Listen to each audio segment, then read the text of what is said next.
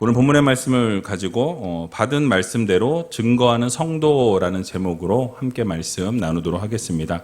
우리 옆에 계신 분들에게 오늘 이렇게 인사했으면 좋겠는데요.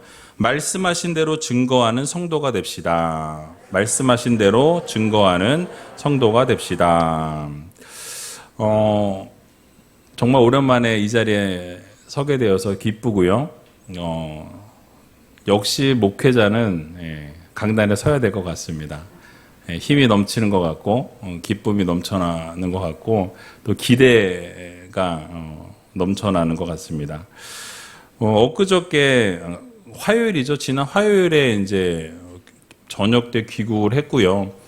집에 있었는데 엊그제 수요일이었나요? 밤에 어떤 분이 집에 찾아오셨어요. 벨을 누르고 그래서 우리 사모가 나갔는데 우리 교회 교인이 아닌 분이 교회로 오셨어요. 그 교회 새벽 기도회로 오셨던 분이에요.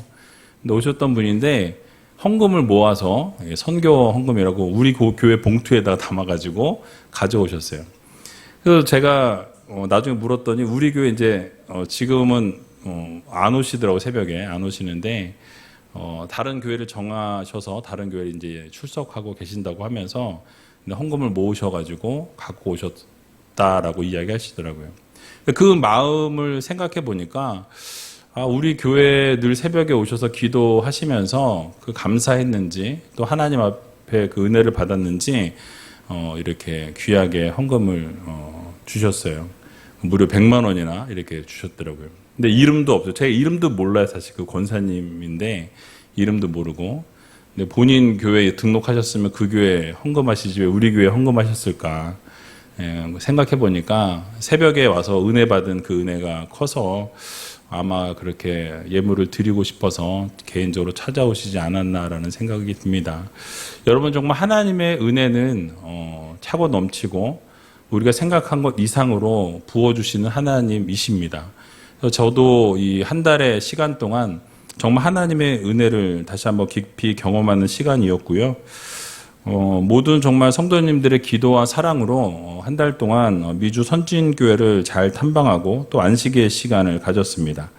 제가 2015년 9월부터 사역을 시작해서 7년 6개월 동안 사역을 매진했습니다. 그리고 이제 한 달간 미국의 선진교회를 탐방하면서 쉼의 시간을 가졌고 또 교회를 탐방할 때 한 2주 동안은 아침에부터 저녁 때까지 이렇게 시간을 할애해서 다녔는데요.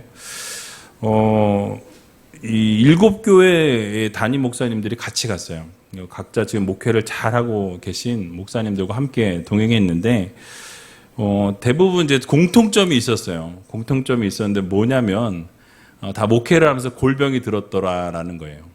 보니까 다 친구 또래 동갑 목사들인데 어떤 분은 뭐 공황장애가 있고 어떤 분은 뭐 이런 심장에 문제가 생겨서 또 여러분이 아시는 것처럼 저는 디스크에 문제가 생겨가지고 이 허벅지랑 다리가 너무 아파 설 수 없는 상황 가운데 있었습니다.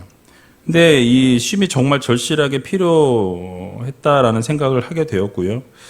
근데 그 모든 것이 쉬면서 다 회복이 된 것 같아요. 지금 통증이 조금은 있는데 뭐 그 정도는 진짜 웃으면서 설 수 있는 그 정도인 것 같고요. 그래서 여러 교회를 돌아보면서 많은 생각을 해 보았습니다.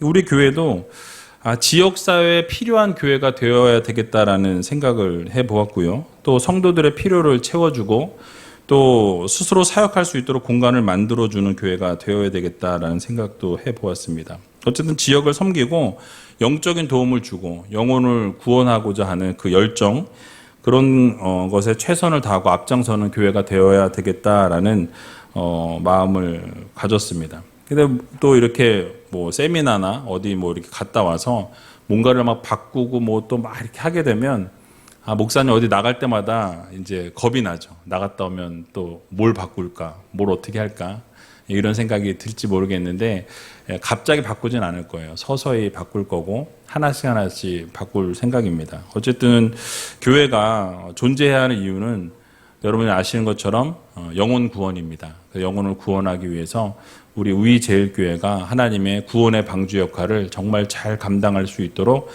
최선을 다하려고 노력할 것이고, 또 우리 성도님들께서 같이 함께 도와주시면 좋겠다라는 생각을 해보았습니다. 그래서 여러분, 코로나 기간 동안 우리가 주저앉아 있었지만 제2의 도약의 시간들을 가져야 되겠다라는 생각을 했고요.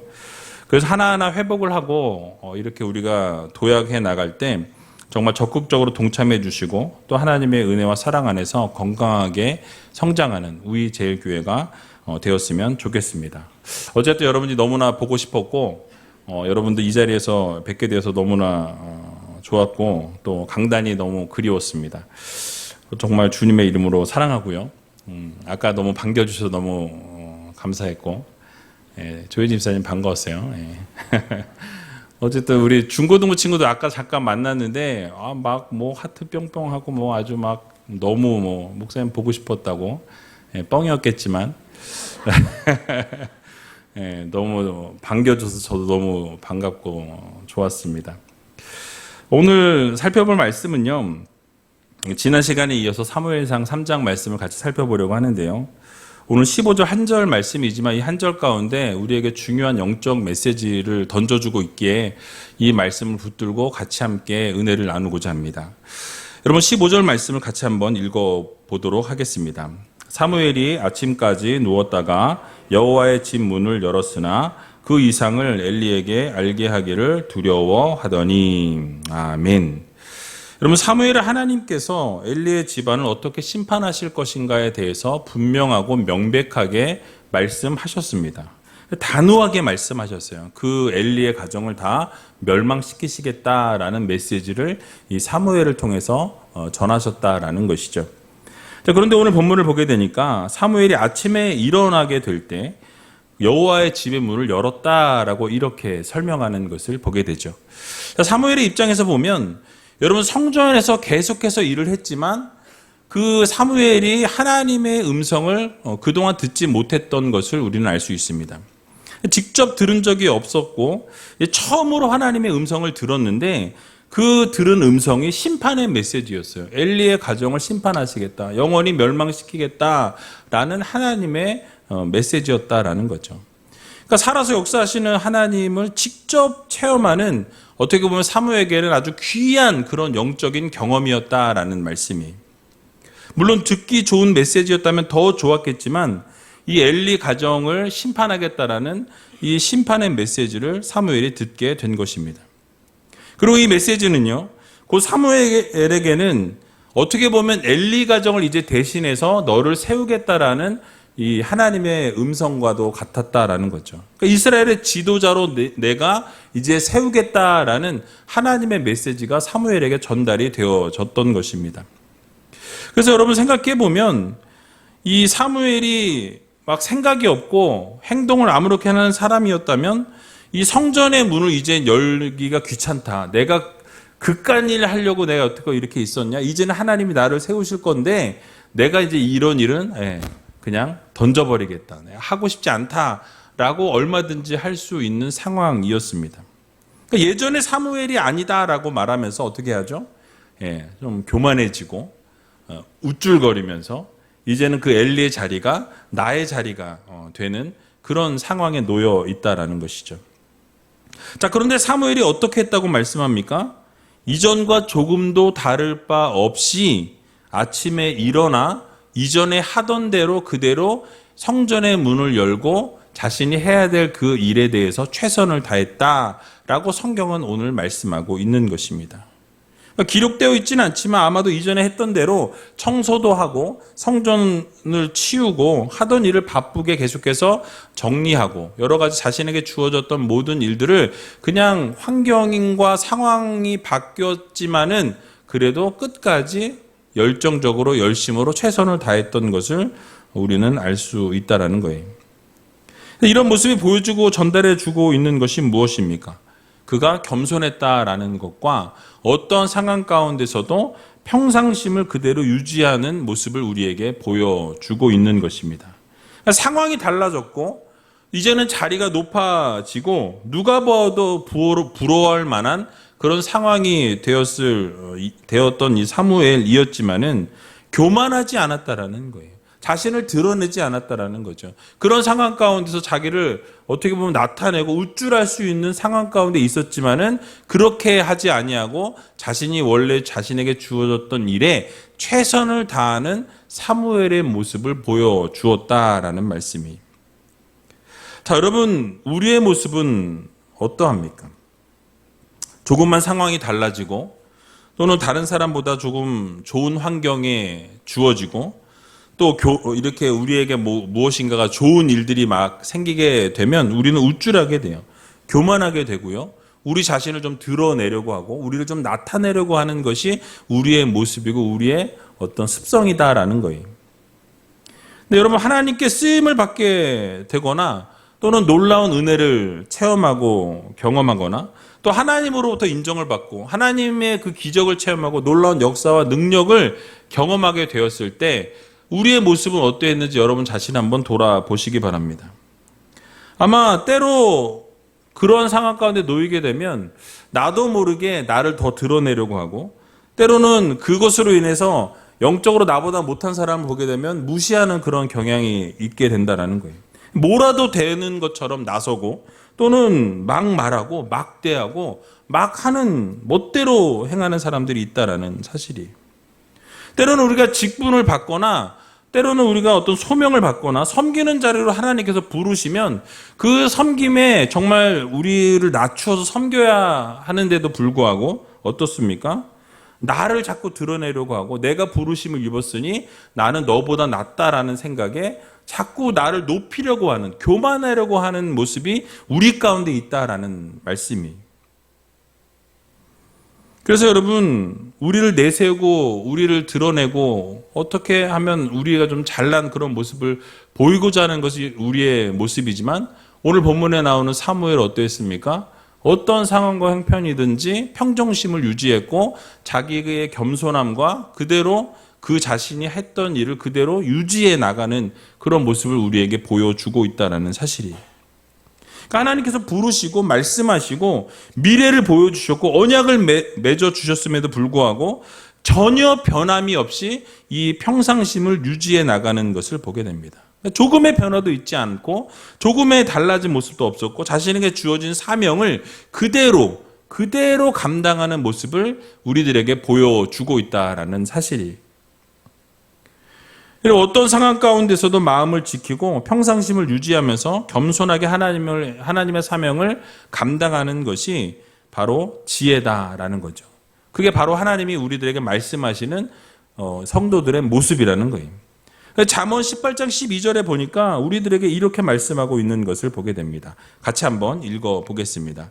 사람의 마음의 교만은 멸망의 선봉이요 겸손은 존귀의 앞잡이니라. 아멘. 그러니까 사람이 교만하게 되면 멸망하게 되어 있다라는 거예요. 그러나 겸손하게 되면 하나님께서 그를 세우시고 높이신다라는 거죠. 우리를 높여주시고 세워주실 때 그때에도 우리는 겸손하고 끝까지 하나님 말씀대로 순종하게 되면 결국 하나님께서 우리를 높여주신다라는 이 사실을 여러분들 모두 기억하시기 바랍니다.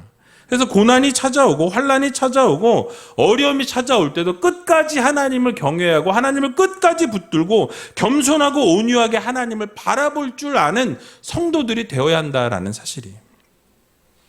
또 반대로 우리가 놀라운 은혜를 경험하거나 갑자기 존귀한 자리로 세움을 입거나 정말 생각하지 못한 좋은 일들이 우리 가운데 생겼을지라도 여러분 그런 환경 가운데 노출되었을지라도 우리는 동일하게 하나님을 경외하고 똑같이 하나님을 섬기고 부르신 그 자리에서 하나님을 아름답게 예배하는 성도들이 바로 바른 성도들의 모습이라는 것을 우리는 기억해야 할 것입니다.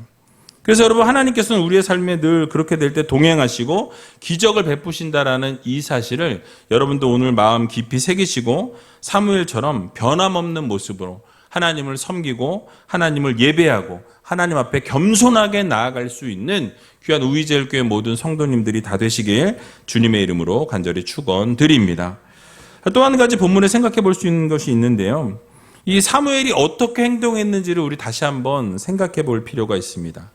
여러분 사무엘이 아침에 일어나서 엘리에게 자신이 밤에 하나님으로부터 들었던 그 예언의 말씀, 그 하나님께서 분명하게 그들을 멸하시겠다라는 이 선포의 말씀을 듣고 그 말씀을 엘리에게 전하기를 어떻게 했냐면 두려워했다라고 이렇게 성경은 말씀하고 있는 것을 보게 되죠. 근데 뒤에 이제 18절에 보게 되면 결국은 엘리가 그를 채근하면서 어떻게 됩니까? 사무엘이 모든 것을 다 세세하게 말했다라고 이야기했고 조금도 숨김이 없이 모든 것을 다 말하게 되었다라고 이렇게 성경은 우리들에게 말씀해 주고 있습니다. 자, 이게 무슨 말씀입니까? 사무엘이 엘리를 당시 제사장으로 또 사사로 존중했기 때문에 그의 가문이 몰락될 것, 그 모든 가정이 다 멸망되어질 것에 대해서 그대로 전달하는 것을 망설였던 것이었다라는 말씀이에요. 그러니까 사실은 그냥 말해도 되는데 그런 하나님의 심판이 임할 것이다라고 이야기해도 되는데 그를 존중하는 마음으로 그러한 멸망에 대해서 심판에 대해서 이야기하는 것을 두려워했고 꺼려했다라는 말씀이죠. 여러분 결국은 그러나 받은 말씀을 어떻게 했습니까? 하나도 빠짐없이 세세하게 자세하게 그대로 증거했다라고 성경은 말씀하죠. 여러분 이것이 바로 성도들의 모습이어야 합니다. 사무엘은 하나님의 계시를 받은 하나님의 종이었어요. 그렇기 때문에 하나님이 말씀하신 것을 하나도 빼지 않고 가감하지 않고 하나님이 전하신 심판의 메시지였음에도 불구하고 그 심판의 메시지 역시도 그대로 전달하고 그대로 선포하는 이 사무엘의 모습을 우리에게 보여주고 있다는 말씀이. 그러니까 사무엘은 그저 하나님께서 전하라고 하신 것을 전했고 또 그 이후의 문제는 엘리의 책임에 달려있다는 것이죠. 그러니까 엘리가 하나님의 뜻을 듣고 나서 그가 회개를 하든 회개를 하지 않든 하나님의 말씀을 듣고 기도를 하든 하나님 앞에 매달리든 그 모든 것은 엘리의 몫이었다라는 거예요. 사무엘의 몫은 무엇입니까? 하나님이 증거하신 말씀, 하나님이 선포하신 말씀, 하나님께서 그 가정 가운데 임하게 될 그 심판의 그 메시지를 그대로 전달하는 것을 하나님이 원하셨고 그것을 하나님이 요구하셨다라는 거예요. 이것이 바로 하나님의 말씀을 받은 자들의 합당한 자세였다라는 사실이에요. 여러분 그래서 구약의 선지자들 보면 어떻습니까? 하나님의 계시를 받을 때 그것이 좋은 말씀이든 심판의 메시지든 하나님이 주시면 그 말씀을 그대로 전달하는 것을 보게 됩니다. 그래서 선지서를 쭉 보게 되면 이 선지자들이 이 멸망의 선포에 대해서 하나님의 말씀하신 그대로 전달하는 것을 우리는 성경을 통해서 보게 되죠. 여러분 우리의 삶도 마찬가지입니다. 하나님의 말씀을 받으면 여러분들이 하나님으로부터 말씀을 받고 그 말씀을 가감없이 전하라고 선포하라고 말씀하실 때 우리는 그 말씀을 가감없이 선포하고 가감없이 증거할 수 있는 믿음의 성도들이 되어야 한다는 사실이에요. 근데 여러분 목회자에게 있어서도 말씀을 전할 때 상당히 어려움들이 있어요. 여러분들이 이 앞에 서게 되는 기회가 있으시겠지만 또는 여러분들이 목장에서 여러분들이 말씀을 선포할 기회가 있겠지만은 그 말씀을 전할 때 어려움들이 있어요. 어떤 어려움이 있냐면 특히 목회자 같은 경우는 우리가 말씀을 이렇게 증거하게 되면 이 본문에 나와 있는 말씀을 전함에도 불구하고 이 표적 설교를 한다라는 이야기를 한다라는 거죠. 저 이야기는 지금 나를 들으라고 나보고 들으라고 하는 얘기인 것 같아. 딱 보니까 나랑 눈이 마주쳤는데 나한테 지금 하는 얘기야. 그러면서 뭐예요? 표적 설교 한다라는 이야기를 한다라는 거죠. 저건 나 들으라고 하는 말씀이라고. 근데 여러분 사실 그렇게 목사님들이 이 표적 설교 하지 않아요. 누구를 딱 놓고 지목하고 그 사람만 아는 이야기를 딱 하면서 그 사람 마음에 찔리게 이렇게 얘기하는 목사님은 없다라는 거죠. 제가 예전에 어떤 이야기를 들었냐면 설교하고 난 뒤에 이 부부 중에 남편이 야 네가 목사님한테 내 얘기 다 했냐? 이렇게 얘기하셨다고 저한테 와서 얘기를 하시더라고요. 화를 내더라는 거예요. 여러분 제가 어떻게 모든 성도님들의 상황과 형편과 모든 여건을 제가 어떻게 알겠습니까? 그냥 하나님이 주시는 말씀. 때로는 이 원고를 제가 항상 6장을 쓰는데 이 6장을 쓰면서 여기에 없는 이야기를 할 때가 있어요. 근데 그때는 뭐냐면 저는 그렇게 생각해요. 하나님이 그 어떤 사람에게 필요한 말씀을 전하게 하시는 거예요. 그래서 원고에 없는 걸 이야기하게 하시고 전하게 하시고 그 말씀을 통해서 은혜 받게 하시고 또 때로는 찔림 있게 하시고 그것을 통해서 변화를 하나님께서 요구하고 계신다는 것을 여러분들이 꼭 생각하셨으면 좋겠습니다. 그래서 하나님이 여러분 찔림을 주시고 여러분들에게 어떤 마음 가운데 막 무거운 짐이 얹어지는 것 같은 그런 말씀이 다가올 때가 있어요. 그러면 여러분 그 말씀을 듣고 돌이키시면 되는 거예요. 회개하시면 되는 거예요. 하나님이 나에게 지금 이것을 하지 말라고 하시는구나. 때로는 이걸 하라고 하시는구나. 그러면 그 말씀대로 순종하면 되는 거예요. 어렵지 않습니다. 말씀하시는 대로 그것을 따르고 순종하게 될 때, 아멘으로 받게 될 때 여러분 그 말씀이 우리의 말씀이 나의 말씀이 되는 거예요. 근데 꼭 그 말씀을 들으면 이거는 누구 집사가 들어야 되는데 이거는 저 집사가 들어야 되는데 라고 하면서 내 말씀이 아니 나는 피해가요 계속. 하지만 여러분 그 말씀이 나에게 찔림이 된다면 하나님이 나에게 주시는 말씀이에요. 여러분들에게 주시는 말씀이라는 거죠. 표적 설교가 아니라 그 말씀을 통해서 깨달음 있게 하시고 변하게 하시고 돌이키게 하시고 하나님 앞으로 나오게 하시는 하나님의 부르심이라는 거죠. 그래서 여러분 그 말씀을 아멘으로 받고 그 말씀대로 순종하고 따를 때 놀라운 역사와 기적을 맛보게 된다는 것을 여러분들 모두 기억하시기 바랍니다. 여러분 그렇습니다. 하나님의 말씀을 받은 자들은 그 말씀을 전할 때 받은 그대로 전해야 한다는 거죠. 때로는 그 말씀이 복된 소식이 아니고 징계의 말씀일 때도 있어요. 근데 받은 그 말씀 그대로 전할 수 있어야 한다는 거죠. 내키지 않을지라도 또는 사정이 여의치 않을지라도 하나님이 말씀하신 것이라면 우리는 그 말씀 그대로 전해야 한다는 거예요. 가감없이 전하는 것이 하나님의 말씀을 증거하는 증거자의 사명이라는 말씀이에요. 그래서 저는 목사로서 때로는 이런 어려움이 있습니다. 인간적인 판단을 하면 이 말씀을 전할 때 상처받는 분은 있지 않을까? 이 말씀을 전하면 혹시 마음 가운데 무거운 짐을 갖게 되는 분이 부담감을 갖게 되는 분이 있지는 않을까? 또는 기분이 나빠서 교회를 떠나는 분이 있지 않을까? 이런 생각들을 하게 된다는 거죠. 그러나 그것이 무서워서 말씀을 증거하지 못하지 않는다라는 거예요. 그냥 하나님이 주시면 그 말씀을 전한다라는 거죠. 왜요? 하나님이 전하게 하시니까 전하는 거예요. 그래서 여러분들이 그 말씀을 들을 때 여러분들에게 주시는 말씀으로 받아야 한다라는 거예요. 그것을 피해서 누군가가 들어야지. 이건 저 사람이 들어야 되는데 그 사람이 있는지 없는지 쳐다보고 없으면 그 사람이 오늘 안 왔네. 이 사람이 와야 되는데. 근데 그러면 안 된다라는 거예요. 그 말씀은 나에게 주시는 말씀이에요. 저도 이 말씀을 전하고 이 말씀을 준비할 때 나에게 주시는 말씀으로 받으면서 말씀을 준비한다라는 거예요. 그래서 여러분 이 기분이 나빠서 이 떠나는 분이 없었으면 좋겠고요. 또 말씀을 들을 때 그 말씀을 아멘으로 받으면 하나님께서 그 말씀 가운데 위로하신다라는 거예요. 회복시켜 주신다라는 거죠. 치유하신다라는 것입니다. 놀라운 역사와 기적은 말씀을 통해서 일어난다라는 거예요. 목사가 하는 것이 아니라 하나님이 하시는 거고요. 하나님께서 그것을 통해서 여러분들에게 놀라운 기적과 역사를 이루신다라는 것을 여러분들 꼭 기억하시기 바랍니다. 그러나 인간적인 판단이나 개인적인 생각에 따라 말씀을 전하는 것은 하나님께서 기뻐하시지 않는다라는 거예요. 또 덕이 되지 않는다면 차라리 말하지 않는 것이 낫다라는 거죠. 내가 이 말을 했을 때 덕이 되지 않는다라고 한다면 그것이 진리일지라도 진실일지라도 사실은 하지 않는 것이 어쩌면 덕을 위해서 좋다라는 거예요.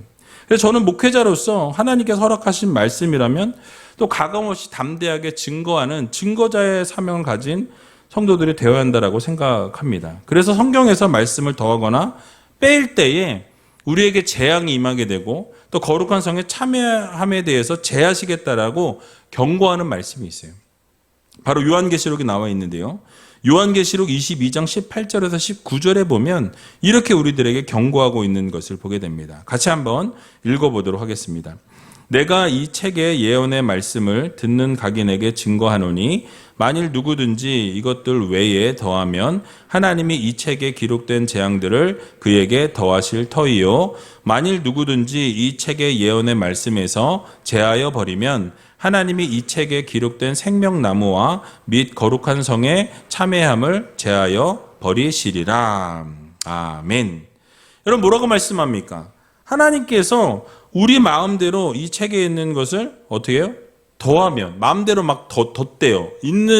있지도 않은 거를 막 덧대가지고 막 말을 한다라는 거죠. 그러면 재앙을 그에게 더하시겠다라고 분명하게 명백하게 말씀하시죠. 그리고 그 말씀에서 우리의 그 예언의 말씀, 하나님의 선포의 말씀에서 우리 마음대로 제하여 버리면, 빼버리면 어떻게 된대요? 거룩한 성에, 하나님의 나라에 참여함에서 제하여 버리신다. 완전히 끊어버리시겠다라고 말씀하고 있는 것을 보게 됩니다. 그러므로 사명자인 우리는 우리가 보고 들은 것을 담대하게 증거할 줄 아는 믿음의 성도들이 되어야 한다는 것이죠. 하나님께서 말씀하라고 명하셨으면 그 말씀을 담대하게 증거할 줄 아는 믿음의 성도들이 되어야 한다는 말씀이에요. 그래서 사도 바울이 디모데후서 4장 2절 상반절에 보면 이렇게 선포합니다. 너는 말씀을 전파하라. 때를 얻든지 못 얻든지 항상 힘쓰라 라고 말씀하고 있습니다.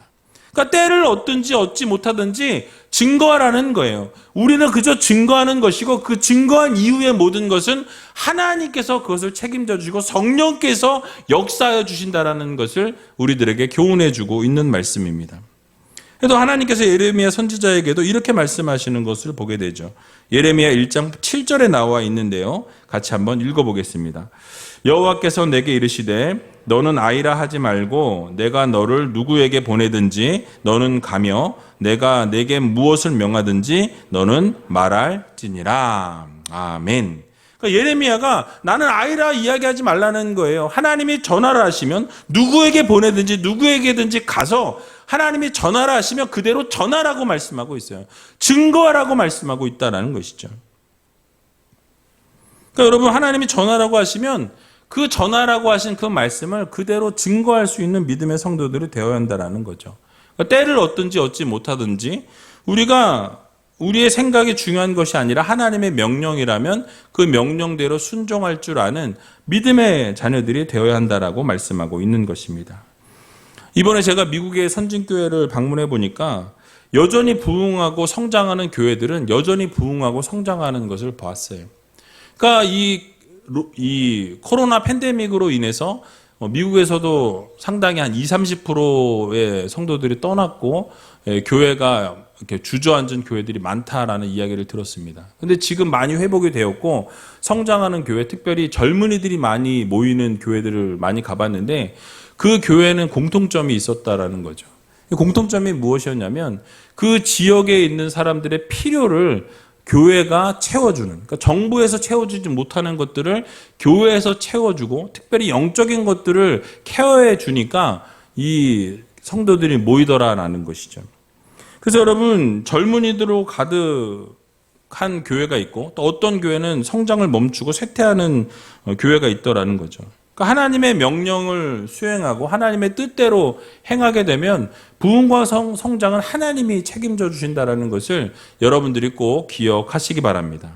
여러분 지역 주변을 교회가 어떻게 섬겨야 할지 우리는 고민해야 한다는 거죠. 오늘날 젊은이들이 무엇에 관심이 있고 젊은 세대들이 어떠한 것을 원하는지 초점을 맞추는 교회가 되어야 한다는 사실이에요. 오늘날 교회가 예전처럼 활발하지 못하고 퇴보하는 이유가 과연 무엇입니까? 여러 가지 요인이 있겠지만 하나님의 명령과 뜻을 행하지 않기 때문에, 외면했기 때문에 우리가 너무 몸을 사리고 있기 때문에 이 교회가 성장하지 못하고 부흥하지 못하고 있다는 사실이죠.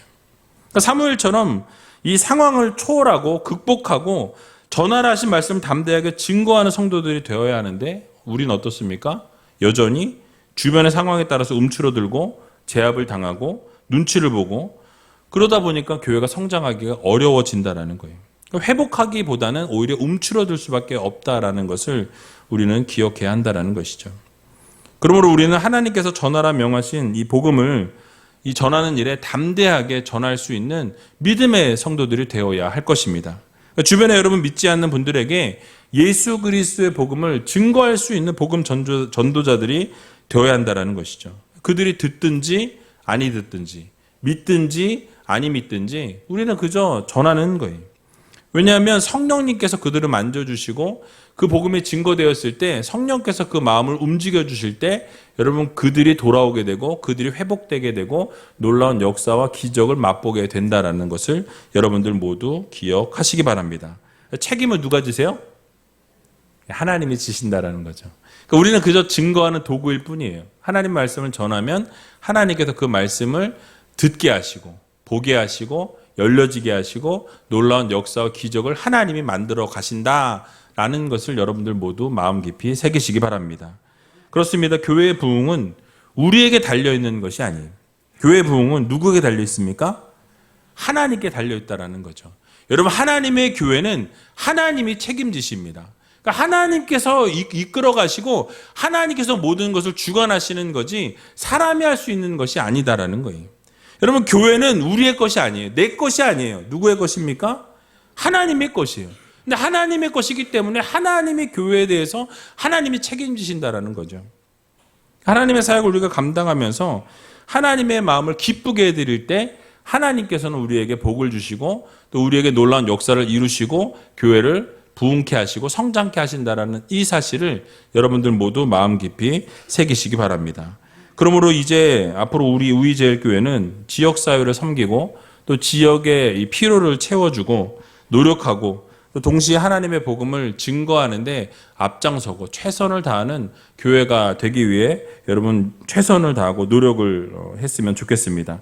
그래서 이를 위해서 특별히 우리 다음 세대, 오늘 청년부 또 주간이고 또 우리 중고등부 학생들이 이렇게 항상 수요 예배 또 금요 성경 집회에 함께 나와서 예배를 드리고 있는데 여러분들이 이 부모님들의 그 믿음의 계보를 잘 이어갔으면 좋겠어요. 이 믿음의 계보가 잘 이어질 때 교회는 성장할 수 있고 부흥할 수 있습니다. 그것이 끊어지게 되면 연결점이 없게 되면 여러분 문제가 생길 수밖에 없다라는 사실이에요. 그래서 여러분 이 사실을 기억하시고 하나님께서 우리에게 주신 그 믿음 또 말씀 붙들고 이 세상 살아가는 거 어렵지만 힘들지만 그 말씀으로 끝까지 인내하고 승리해서 결국 하나님이 기뻐하시는 모습으로 설 수 있는 귀한 우리 우이제일교회 모든 성도님들, 특별히 우리 다음 세대 자녀들이 다 되시길 주님의 이름으로 간절히 축원드립니다.